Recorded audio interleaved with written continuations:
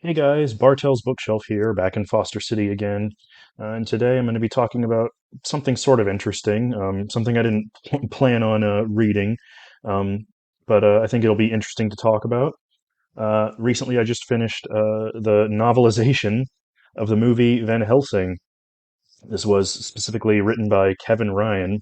So, for those of you who don't know, because this movie's 20 years old now, frightfully, before Universal tried their Dark Universe attempt in 2017 with that god awful reboot of The Mummy, this was basically their first attempt to sort of combine all of the Universal monster properties into one big mega franchise.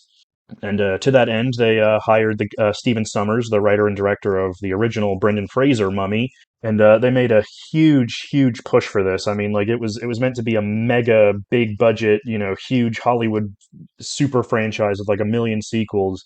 There was comic books, there was an animated prequel film, there were plans to make a TV series using the Transylvania sets, which they actually paid to keep because they were planning to do that. There was even a PS2 game, that from what I've heard is basically a Devil May Cry ripoff. I haven't played it myself, but I know, again, kind of like the movie itself, some people have gone back and reappraised it, and they say it's actually pretty decent. So yeah, I mean, that's what I'm trying to say. Like there was a huge marketing push for this movie. I mean, they were like marketing the shit out of it because it was supposed to be the next big thing. But unfortunately, the movie was kind of dead on arrival. It only made about 350 $400 million, which for the amount of money they put into it wasn't enough to justify continuing it. So all we got was this interesting little curio.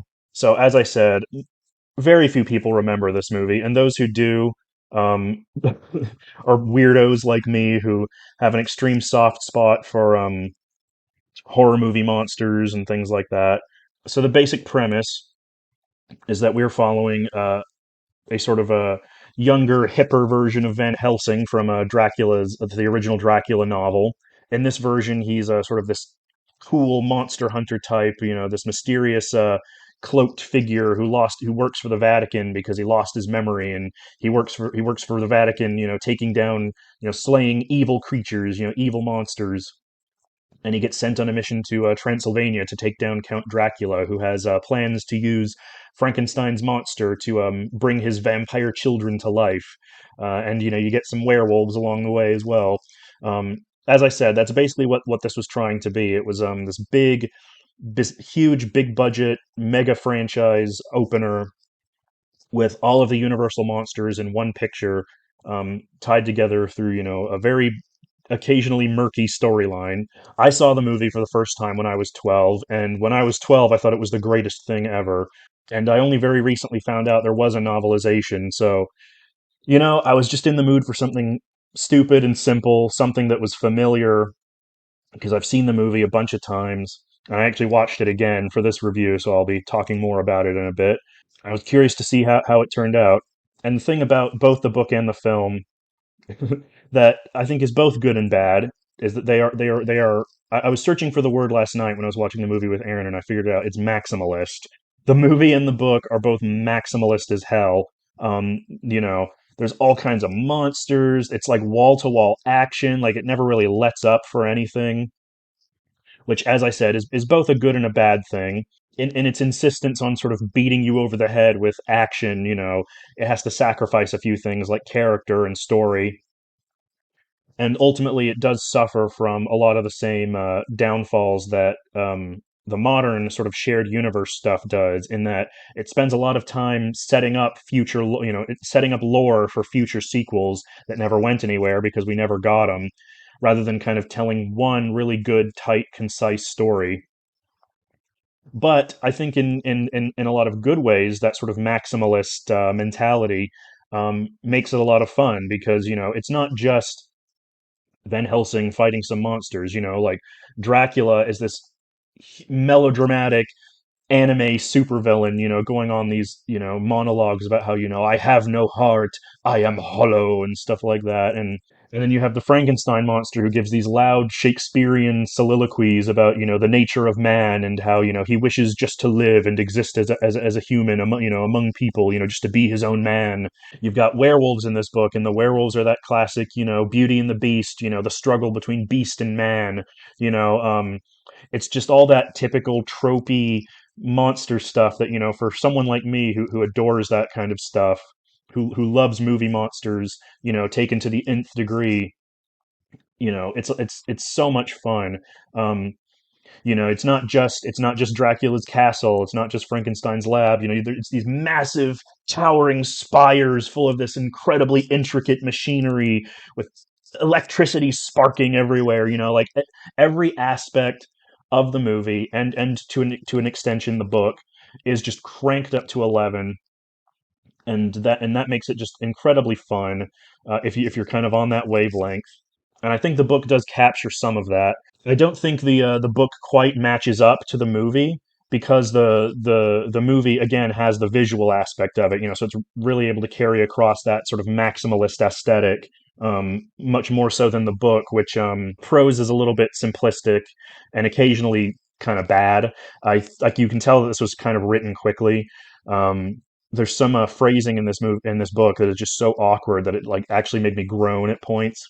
There's a scene early on during this prologue sequence where Van Helsing is hunting Mr. Hyde in the Church of Notre Dame, and he's looking around, and it describes him searching the church with his eyes, and it's just like just awkward stuff like that. Where we're like, well, yeah, what else is he going to search with? That just made me kind of roll my eyes. And the prose, like on a page by page level, line by line level, is very simplistic, very much like he did this, he jumped, he grabbed this, he pulled out the sword. So I don't think it quite matches the same sort of melodramatic heights of the movie. But the book does have some interesting extras. There's actually an entire 20-page prologue about Dr. Frankenstein being contacted by Dracula after, giving a lecture at a medical symposium about his ideas and getting laughed out. And that was actually a lot of fun because it references things that aren't even in the movie.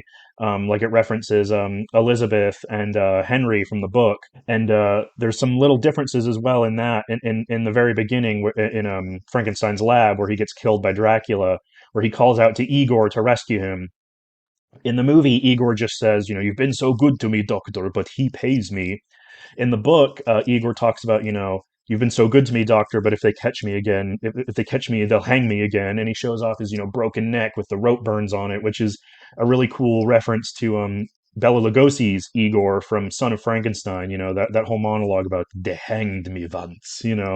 So again, like if you're a monster fan, there's just lots of stuff like that. That's a lot of fun, and there's a few other things too.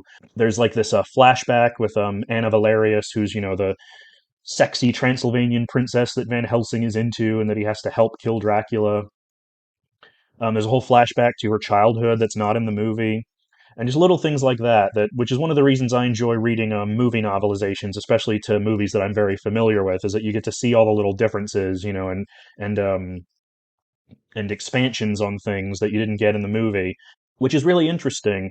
But yeah, unfortunately, I don't think it quite matches the movie, and it can't quite hit that same sort of turned up to 11 tone. But again, if you're a fan of this kind of stuff, it's great. It's a lot of fun. It's just a sort of a very much like the movie. Again, it's very much a sort of turn your brain off read. In fact, actually, one of the things I like about both the book and the movie, they're very reminiscent of sort of like pulp literature and comic books in terms of their over the top ridiculousness. Like no idea is too big, no idea is too loud or crazy. And it also reminds me a lot, and I think this explains a lot about why I like this movie and just about my taste in general. It reminds me a lot of the Castlevania series, with its mashing of different, movie and literature monsters into one package. You've got a vampire hunter, with these crazy weapons going after this, version of Dracula who lives in this insanely labyrinthine castle. It very much has a Castlevania vibe, which is another point to it. The main reason I wanted to check the book out, and again, this also explains a lot about me. If you're a werewolf fan, Van Helsing spoiled you. You get three werewolves in the story. If you haven't seen it, I don't want to spoil it, but werewolves end up being a huge, huge part of the plot, and they really, as I mentioned, they really get into sort of that classic werewolf struggle of man versus beast, and there's this lovely bit at the end where you know one of the werewolves, no spoilers, is howling at the moon, and the full moon is behind him, and it's shining, and it's like so melodramatic and over the top, and I love it. Again, like, to be honest, that's another little bit of a ding against the book, because one of the reasons I read the book was that I was really interested in seeing how they depicted the werewolves, and the prose just isn't up to the level. I mean, they get a little bit into the psychology of a werewolf, as as one of the characters starts to slowly become one, and things like that. But again, I mean, it just can't compare to the movie, because I mean, in the movie you have the visuals, which means you get all of this, which again, very formative to someone like me growing up. And that's just not recreated very much in the book. The book is very simplistic and vague, and very not detailed in its descriptions, which is a little bit of a shame. But still, I mean, it's the same exact story as the movie, so you still get tons of werewolf action. So again, I mean, if you're a werewolf person, which seems to be the only people who remembers this movie, it's a pretty good time. So like, reading the book and then watching the movie again last night with Aaron, it really just sort of made me realize, like, like, I kind of like this movie. Like, both the book and the movie, I agree, there are definitely flaws. They're overstuffed, they're way too focused on setting up lore. But if you're a certain kind of person who's really into movie monsters and that, like, over the top ridiculousness, turned up to 10, like, just no concessions to reality whatsoever, I think it's entertaining. It's a lot of fun. And like, I had an interesting moment where I was watching the movie with Aaron last night, and I was talking about it, and I was like, like, it's interesting that, a lot of modern movies are still trying to do this. Like, recently there was the Dark Universe with the Mummy reboot, and they're still trying to make this stuff work, and it's just not hitting in the same way, and I don't know why.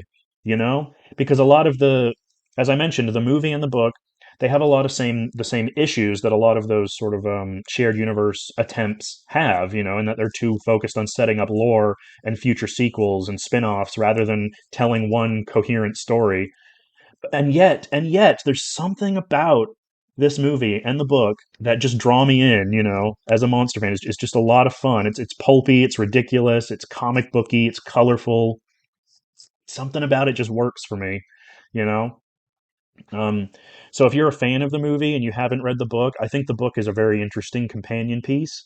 I don't know if I'd necessarily recommend it. I wouldn't say it's a great book. It's not winning any awards or anything anytime soon. But again, if you're a very specific type of person, you have very specific tastes like I do, uh, it's a great time. I had a lot of fun with it. I read the whole thing in like two or 3 days, and rewatching the movie again just sort of reminded me, because I go back and forth on it so much, where it's like, it's one of those things where it's like, I see the flaws, I get it, like, I see why it got sort of critically savaged at the time, but man, fuck it, I love it.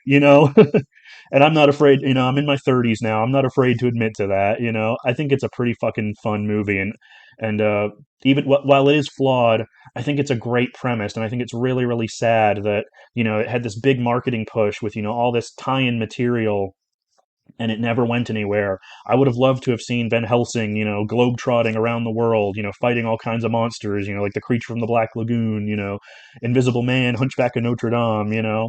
This is a bit rambly as usual. I did actually take some notes for this, but yeah, this was very formative to me growing up, and it was fun revisiting it. And I definitely, I've got a major soft spot for it. So if you're like me, if you have a soft spot for that kind of stuff, I'd give it a look, and give the movie a rewatch too. I think it kind of deserves a sort of critical reappraisal. I don't think it's nearly as bad as people said it was. So yeah, that was my review of the Van Helsing book and kind of the movie too, because they're both very intertwined.